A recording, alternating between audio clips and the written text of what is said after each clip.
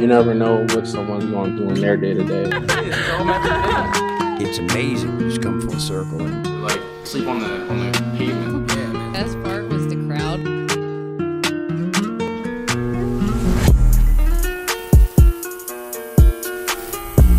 Today I'm with DaMarcus Morton. He's a certified sobriety coach, and he helps recovering addicts and stuff like that. Based out in LA. I definitely wanted to have him on, add a different perspective, and talk a little bit about the coaching that goes into sobriety and helping somebody recover and the steps necessary that need to be taken. And then why not ask a professional like himself? It's a little different than the original LOFT, but we had to get this one in. Didn't have the LOFT today. It was being used, so I couldn't film up there. So we're filming in my room. I apologize for the messiness in the background, but DaMarcus, how are you? What's going on, dude? Good, boss. How are you? I'm good. Good. I appreciate you coming on. First things first, you're based off in LA. It's a little bit away. Where are you? I'm in Philadelphia, actually. Oh yeah, that's Yeah, way. so I'm in Philly. But yeah, I mean, I came across your Instagram and I thought it'd be super cool just to have you on because my audience is mainly based around mental health, and I bring people on who have stories of sobriety and who want to be clean and stuff like that. So I feel like having someone like you on with the credibility and the education and the knowledge would be a super cool and interesting episode that I haven't done yet before. So I appreciate that.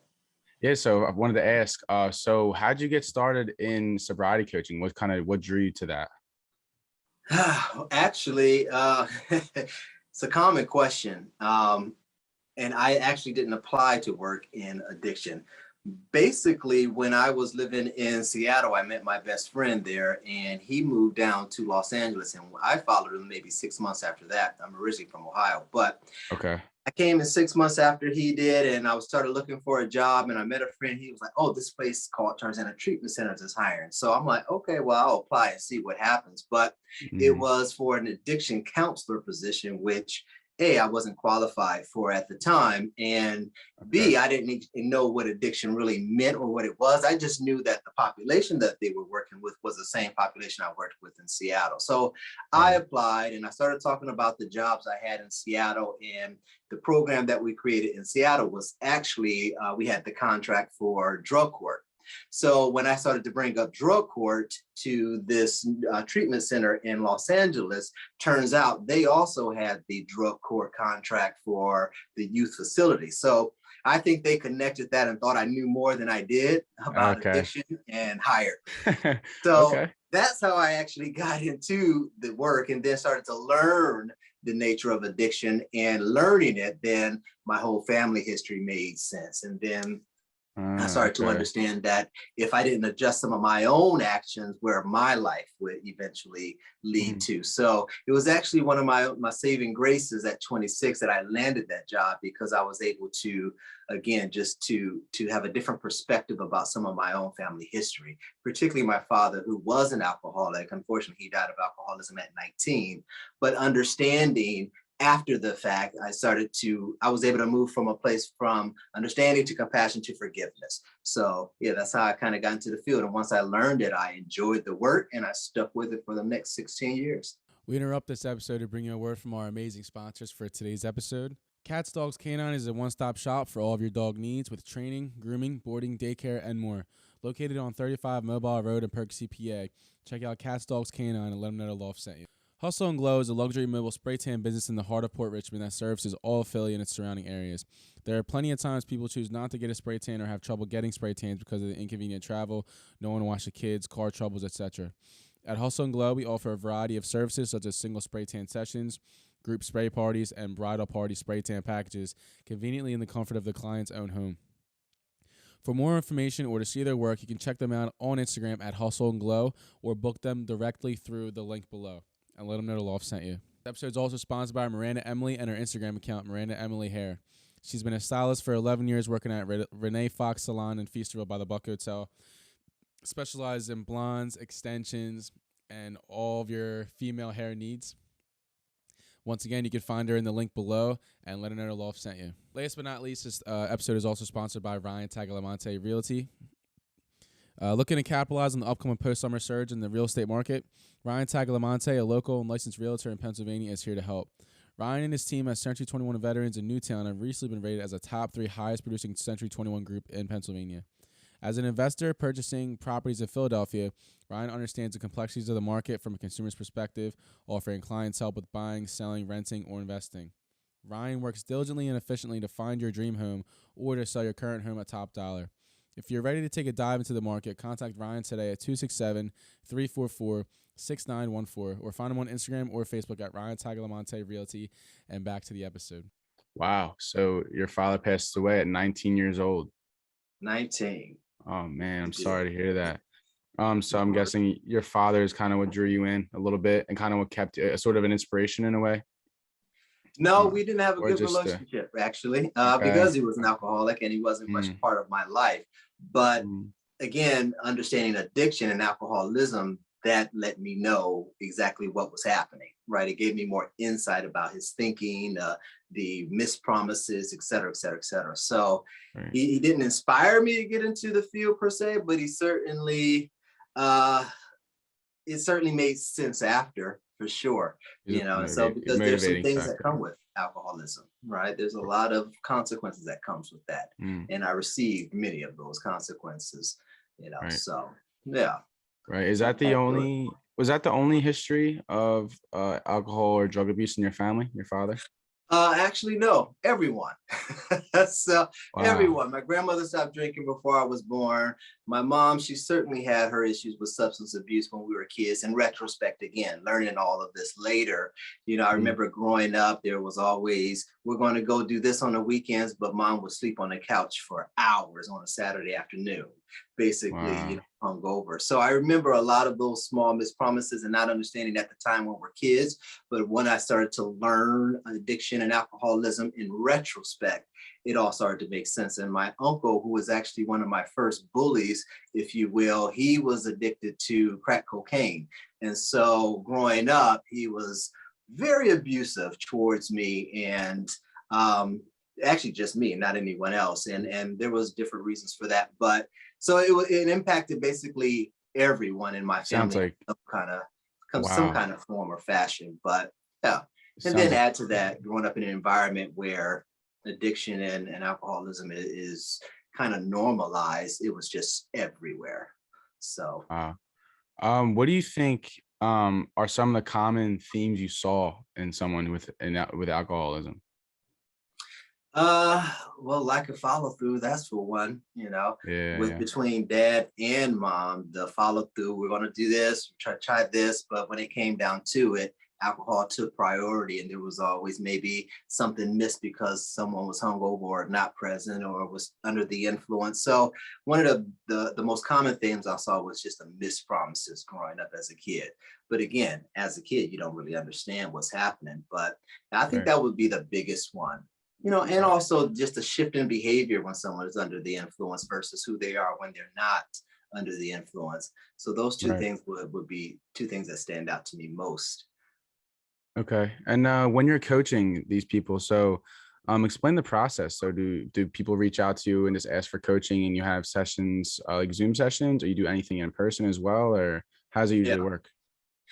Well, the first 8 years, I would say, of working in addiction, I worked as an addiction counselor. Because once I got into the field, started to enjoy the work, I went to school and then started to learn everything I needed to learn and all that wonderful stuff. And so I was recruited to a private treatment center from the nonprofit place I was at. So I spent some time there developing the programs and really finding how I worked in the space. And so I spent 8 years there. And then after that, I decided, okay, I want to move to the recovery side of addiction, because I learned that my skills are more on the latter side. How do you stay sober once you get sober? That was what resonated most with me, because while working there, there was always a lot of turnover. Clients get clean and sober, get motivated, they go out, then they come back, you know, and that was just seemed to be this repeating cycle. And so I wanted to figure out what could I do to kind of be an interruption in that cycle. So I got to the recovery side of things more so after the first 8 years. And then the next 8 was spent doing the recovery work. And so Basically, I come from a mindset perspective. So luckily for me, my clients come because I still do groups at treatment centers. So I'll go in there and I teach some groups, and based off of some of the groups and experiences the clients have with me, they might seek me after they've transitioned home. So a lot of my clients come from the places I work and just word of mouth, which has actually been a blessing for me. So yeah. Oh, that's amazing. That's awesome. How do you disrupt that cycle? How do you prevent turnover? What steps? What would you tell a client who's looking to become sober? What would you give them in terms of advice? Well, basically, I look at it like a car engine. It's hard to know how to fix something if you don't know how it works. So I like to come from the mindset perspective, giving an overview of what's actually happening in the mind so that you start to understand a little bit more about what's necessary to create change so that you stay sober long term. Because it's, getting clean and sober is just the first step.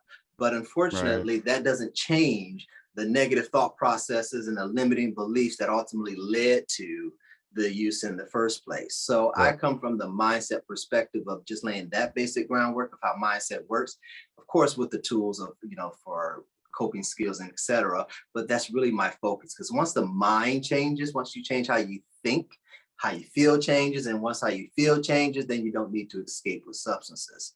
Right. So I like to come from that perspective. Okay. Would you say that the why of the why somebody does with it, abuses drugs or alcohol, would you say the why is important as well? Like the figuring out the why? It's usually attached to self-confidence or self-esteem. That's kind of what I've learned over the years. So it's usually attached to some sort of feeling that they're experiencing based off of some experience that has interrupted their thought process to create those feelings, because how we feel comes from how we think. And so let's just break this down real quick. Yeah. So from the beginning, 0 to 7, right? When we're 0 to 7 years old, we only have our subconscious mind available, and it's operating at a brainwave frequency called theta, right? So we have 4 major brainwave states that we cycle through in a day: beta, alpha, theta, delta.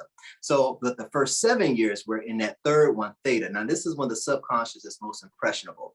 So for the first 7 years, all our brain is trying to do is figure out what systems and programs do we need to learn in order to survive. That's all our brain is trying to do those first 7 years. So we're paying attention to parents, early influences, teacher, media, what everyone is doing basically around us for that information, because obviously they're alive.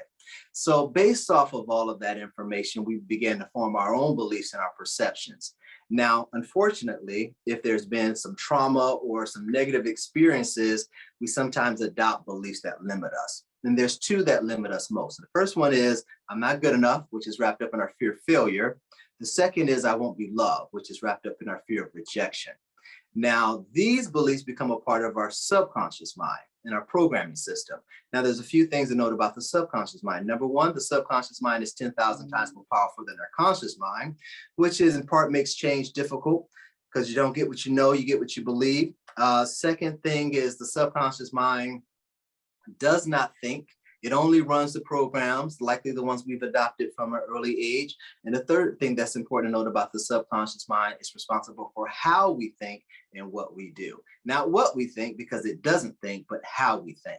So for an example, if I've had some negative experiences and I've adopted a belief that I'm not good enough, wrapped up in our fear of failure as a result, how I think will be in alignment with that belief. I might have thoughts like, I can't do it, it's too hard, I'm a failure, I keep screwing up, et cetera, et cetera. So after the age of 7, we can recognize these thoughts. And so then they make us feel bad.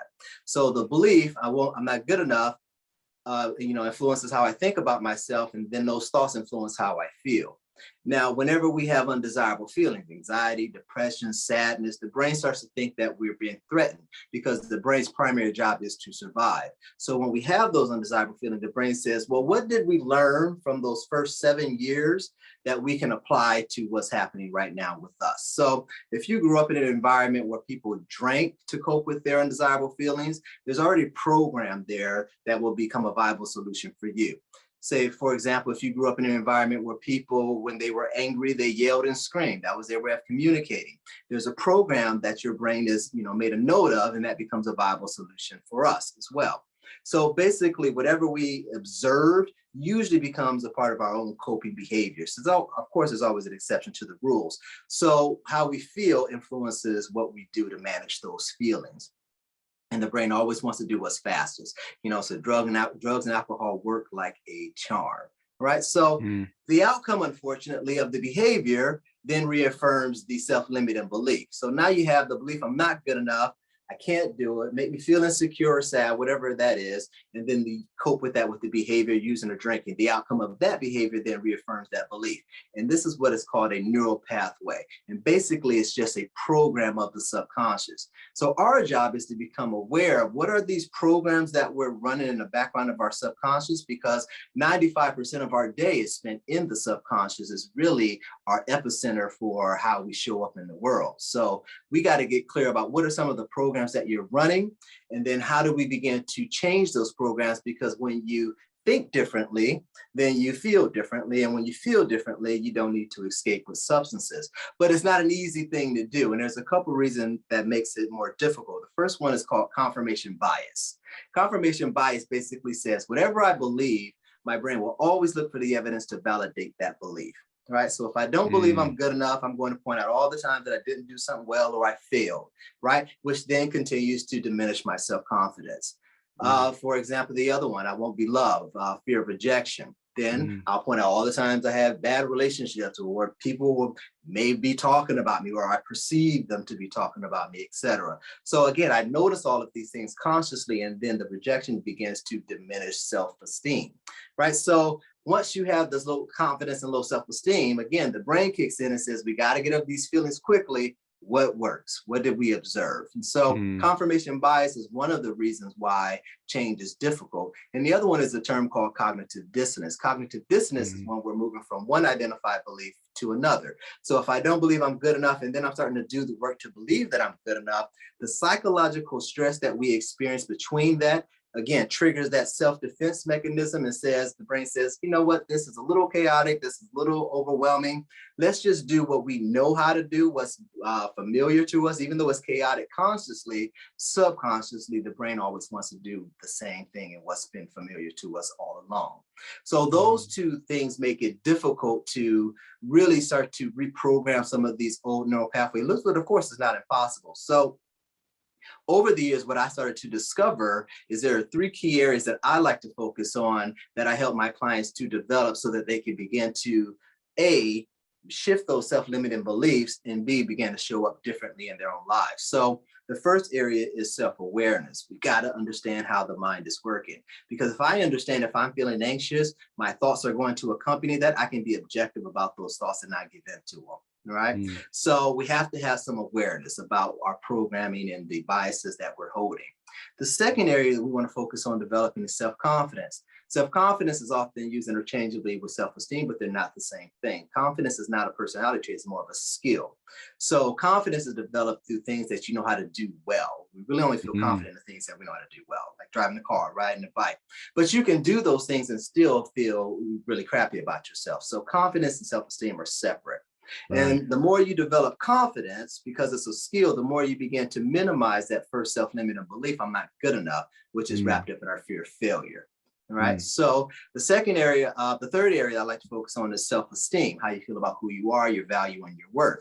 The more you elevate your self-esteem, then the more you begin to minimize that second limiting belief, I won't be loved, which is wrapped up in our fear of rejection. Because when you like you, when you feel valuable and worthy, you're not so concerned if other people don't like you so much. Right. So I found that over the years, helping my clients develop these three key areas, begin to shift those self-limiting beliefs so that they think differently, feel differently, and stay sober. And then they just have a whole new outcome in their living experience. So that's kind of where I lay the groundwork with them first on that basic understanding. And then everything else is just how do we focus on developing these three key areas? And that's what my online program is about. So it sounds like the cognitive dissonance part is like the habit breaking in a way, or like sort of just breaking the habit. Because I can kind of relate, because I see people all the time and things like myself too. Like I want to go to the gym more, and it's like, oh, your brain's so used to not going, so it's naturally going to tell you to not go to the gym or not keep working because it's so new to you. how do you break that cognitive dissonance of your brain telling you no, and wanting to change and wanting to break the cycle of either sobriety or even just weight loss or anything too? I feel like that all applies in a way. You're breaking a cycle, right? So how would you try to break that cycle? How do you try to attack that when your brain and body tells you like, hey, listen, I don't want to do this, I'm not used to this? How do you break out of that comfort zone? Well, I like to suggest starting small. When we're talking about things like breaking old habits and starting new habits, confidence in habits is really about developing discipline and credibility with yourself. So I started with making my bed. Every day I started making my bed, got consistent with that. Then I added prayer and meditation to my morning routine, got consistent with that. Then I added a bike ride and a longer dog walk to my morning routine, got consistent with that. So as I kept developing my own self-discipline and credibility, my confidence began to raise, which positioned me to go after the bigger things and to be more successful with those things. So had I went out and just tried to adopt something new without having any credibility of my follow through, it's going to be a lot harder. I'm going to get into giving up a lot faster because I didn't have that credibility with myself in the first place, because the brain keeps a record of the past to determine what's possible for the future, even though that's not accurate. But if I give into that formula, then I'm going to quit a lot sooner than I would if I understood what was actually happening. And that's where, again, that awareness comes in. I can be objective and understand that, all right, the brain's saying, let's not do this, let's just give up. But that's where I got to, keep doing it anyway until that begins to roll. Yeah, because I can kind of relate to that. I mean, so it sounds like the compound effect is just the way to go, just the little things that just add up. Because it is really scary because, when you're on social media and you're out and you see, it's like a highlight reel. So you're seeing everybody post their results, but it's got to be those little steps every single day. I try to tell people in my life who are looking to lose weight or who are, trying to be sober and change themselves, that, it can't happen in a day. It's just taking little steps one day at a time. So, and to add to that, this is why I find self-esteem and confidence important to strengthen, because a lot of times what I find in early recovery is people develop confidence, skills, coping skills. When you feel like you want to use, you feel like you want to drink, or you're feeling triggers or cravings, you apply your coping skill, right? You can get good at your ability to stay sober. But if you don't believe that you're valuable and you're worthy, eventually you'll sabotage all of that stuff that you're doing because it's out of alignment with what you believe you're worthy or deserving of.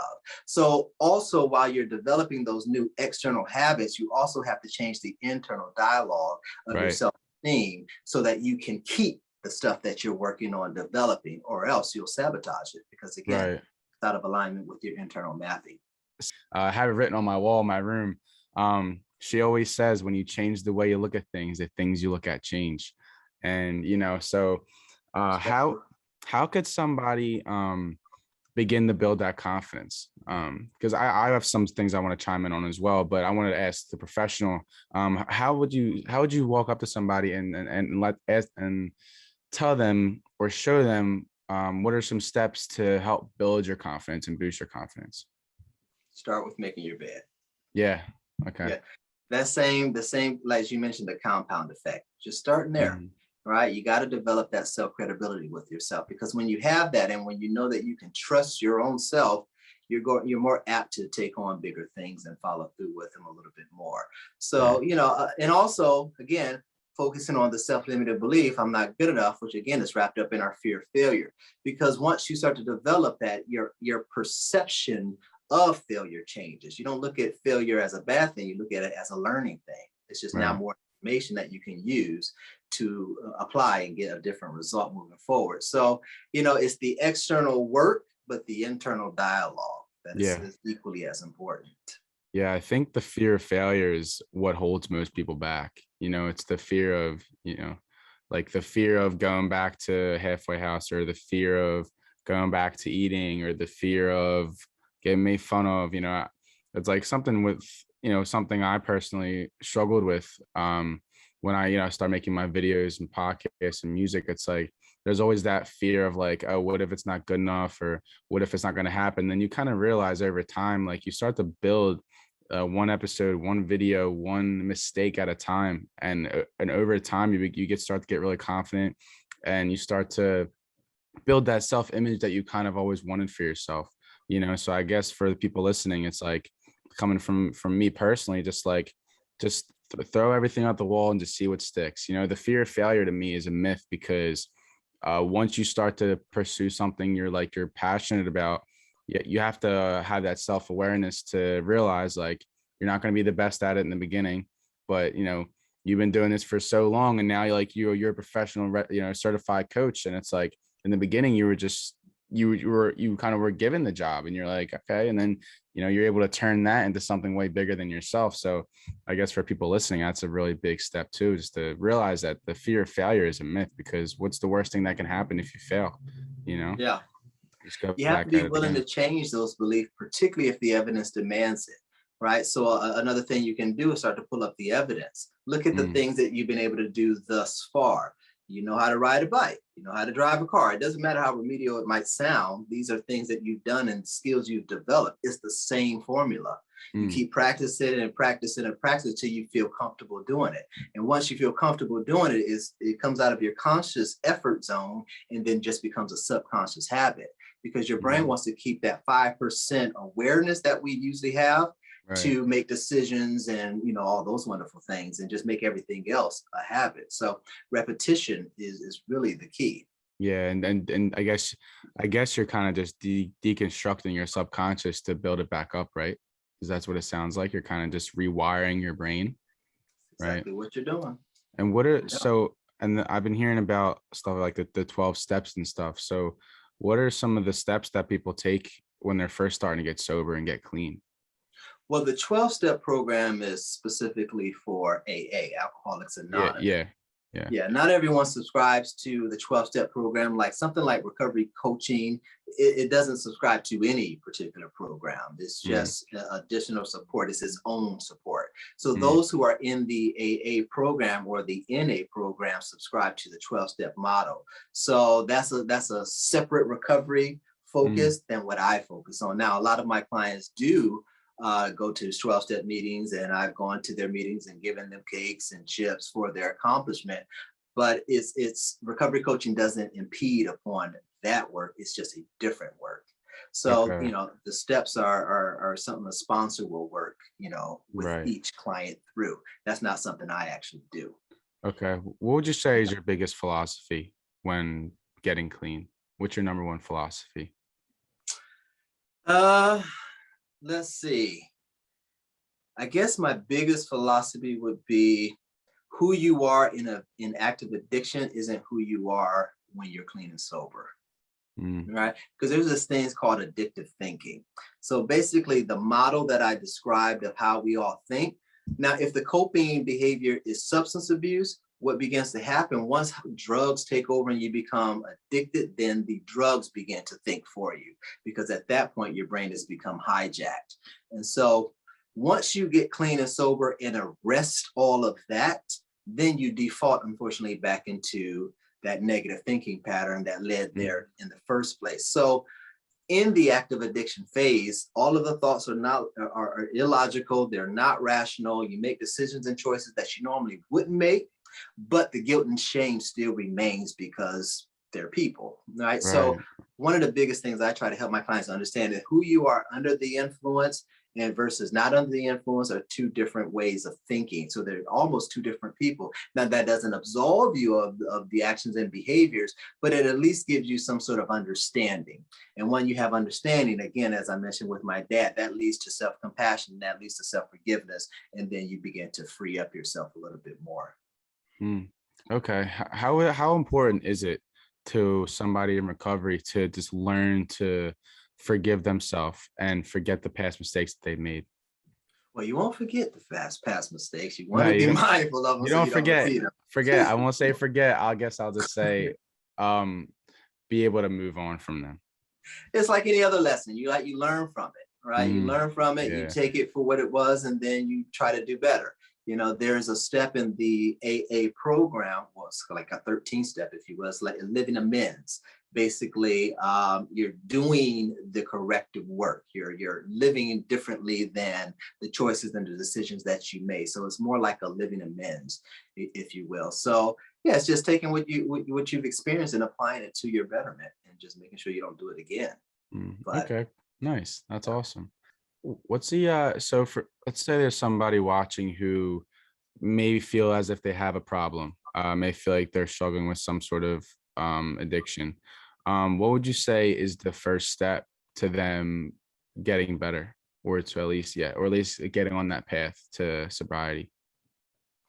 well, going back to the 12-step program, the first step is admitting that there is a problem, right? Because that first step is going to be the hardest, because there's a lot of denial, particularly in active addiction. The brain is all about making sure you give what it is that you want, right? So again, you're going to come up with illogical ways of thinking, irrational thoughts, because it's all determined to get the drug of choice. So the first step is just admitting that there is a problem. That's where you have to have that honest conversation with yourself. Have you tried to stop and not been able to try? That might mean something. Right? Are your relationships changing? Are you experiencing consequences consistently? Right? All of those things you have to have an honest conversation with yourself about, and then get to that first step, admitting that there is a problem. And if so, then call someone and just have a conversation and see where that leads. That's always the first suggestion, but you got to be ready for it. That's awesome. That's awesome. Yes, I mean, that's all the questions I really have for you. But so you have a course, you have your own courses, right? That you do? Yeah, the awareness, confidence, and self-esteem, I call them ACE. Those 3 areas I like to focus on with my clients. I wrapped all that up into an online course, because I teach this stuff in private treatment centers here in Los Angeles.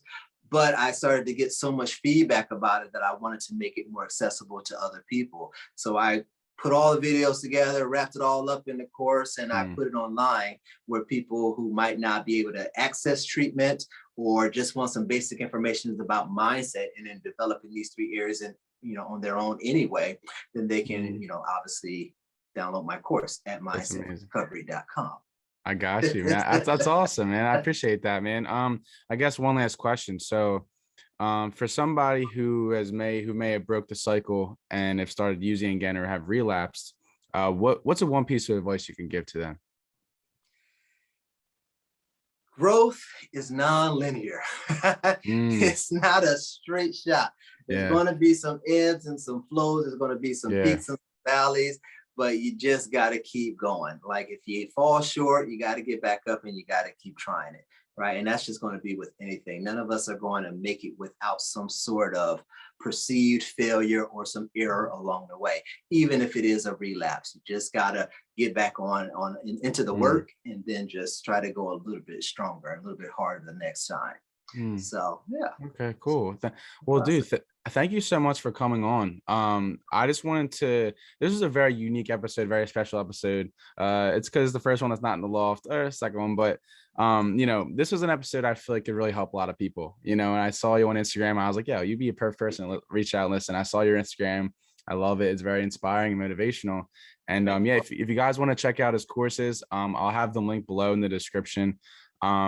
But yeah, I wanted to thank you for coming on and helping us understand why we have an addiction, and why we struggle with these things, because I feel like it's not really taught enough, or really heard of enough, So I want to thank you for coming on, man. I really appreciate that. And you're absolutely right, because again, I didn't learn it to 26, right? Even though it was everywhere. Yeah. So I appreciate you, Kevin. I appreciate what you're doing on the podcast and the information that you're sharing with your audience. Of course, yeah, because this is really unique to me, because I wasn't even thinking about half this stuff, like the cognitive dissonance, the subconscious, and the why. The why, I think it was super important. The why your mind thinks the way it does, and I think a lot of people forget that, and they lose sight of that, and just think, oh, I'm made this way. This is just who I am. No, it's just the habits you've built over the years that really affect that, So, giving people a hope and allowing them to realize, like, hey, you can change these habits. You just got to put the work in, and it's the way you think of it, more so of just the black and white value. You know what I mean? So I think it was a really cool episode, and it's cool. Guys, what are you saying? Other people are responsible for who you are. You are responsible for who you become. Yeah, he's dropping dimes here.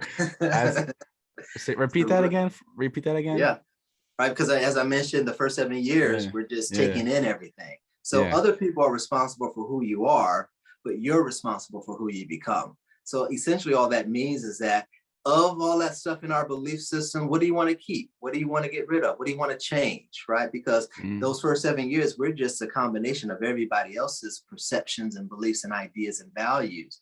So they're responsible for really the foundation of who we are, but we're responsible for who we become once we get clear about who we are.